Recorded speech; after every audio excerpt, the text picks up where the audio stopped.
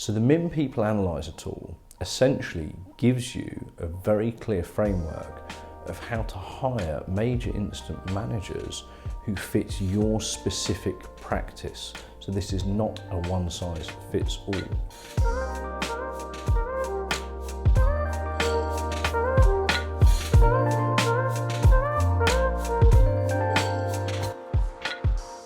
Hello and welcome. My name is Adam Norman.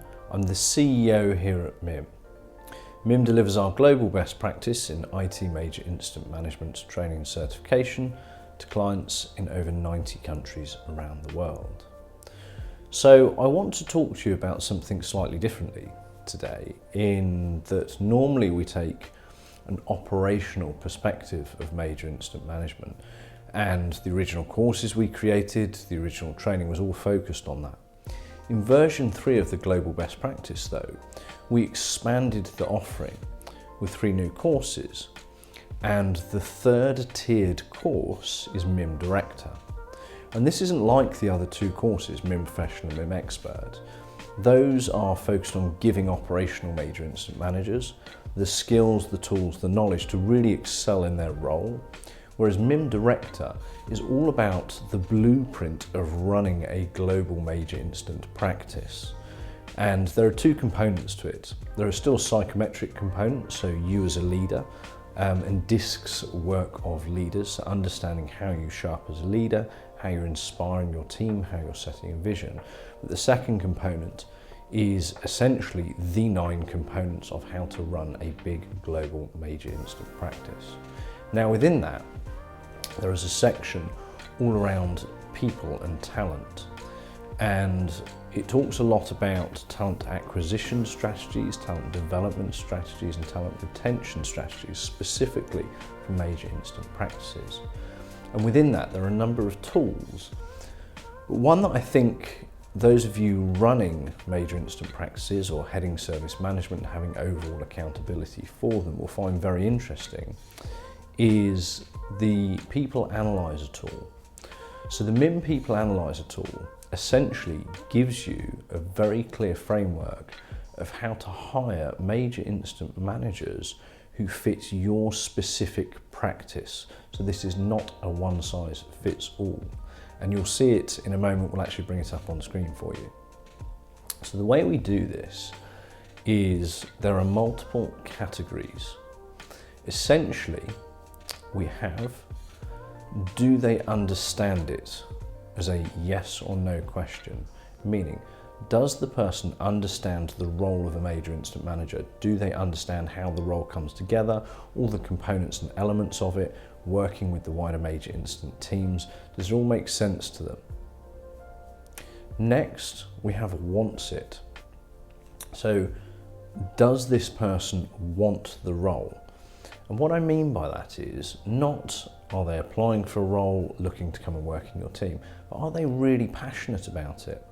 We've all seen extremely talented and skilled and experienced major incident professionals who have been doing this for 15, 20 years, but actually their passion for the role has died out, and because of that you don't see the same levels of performance as you used to or that you would expect. So when we say wants it, we really mean, is this person passionate about the role, and do they want to do it? Are they going to bring the right level of energy to your major incident practice? And then finally, we have capabilities to do it. So that is UWC, understands it, wants it, capabilities to do it. We've got something unique to help you with capabilities to do it. Essentially, the MIM scorecard is how you identify whether they have the capabilities to do the role. This is a digital scorecard, if you've not seen it, on our website, that you can send a person to. They will essentially electronically answer a number of questions about how they run major incidents, and essentially a score will pop out essentially about their behaviours. So about their people skills, about their process knowledge, about continual improvement, all of those things. And so those 3 things in combination essentially identify whether the person is capable and has the right attitude to do the role and would work within your major incident practice. But there is a second component to this, As part of MIM Director and establishing your vision, we actually get major incident practice owners to build core values. And the reason we do this is the way I think about major incident practices is they are essentially companies within companies. And all significant companies build core values for multiple reasons. They do it for the internal and external.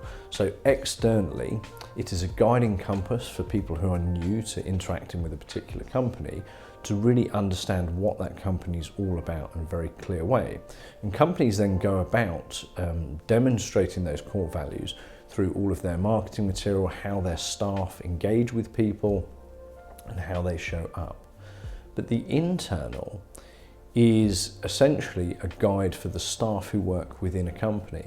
So seeing those values, seeing what the company actually stands for, and then people knowing that they need to be exhibiting those behaviours, but also, interestingly enough, whether they are going to be a good cultural fit for a company. So as part of MIM Director, we actually get people to define, develop and build core values for their major incident practice. So you can pick up to 6, but we believe 2 to 3 is probably ideal, easy to remember for the whole team. When you add these, the core values, to the UWC that we've just discussed, you end up also being able to identify whether somebody is a cultural fit to your specific values that you've created for your major incident practice. So there's loads of examples of good core values that companies create and major incident practices create. So you can find really good examples of this. And I think what's really powerful is when you go through and do essentially the check sheet when you might be interviewing someone, instead of just saying yes or no, do they appear to exhibit the core values, or the things they're saying appear to demonstrate that, it's a most of the time, some of the time, or none of the time answer. So essentially a plus / minus, or a minus. And you need to decide what your own tolerance for that is, in terms of, do you only hire people who demonstrate those core values most of the time, or will you tolerate people who demonstrate them some of the time, meaning all pluses or plus - minus in most of those. So that's up to you to define your tolerance for it. What I would suggest is people who do not exhibit your core values but still tick the box, so yes for UWC, understands it, wants it, capabilities to do it.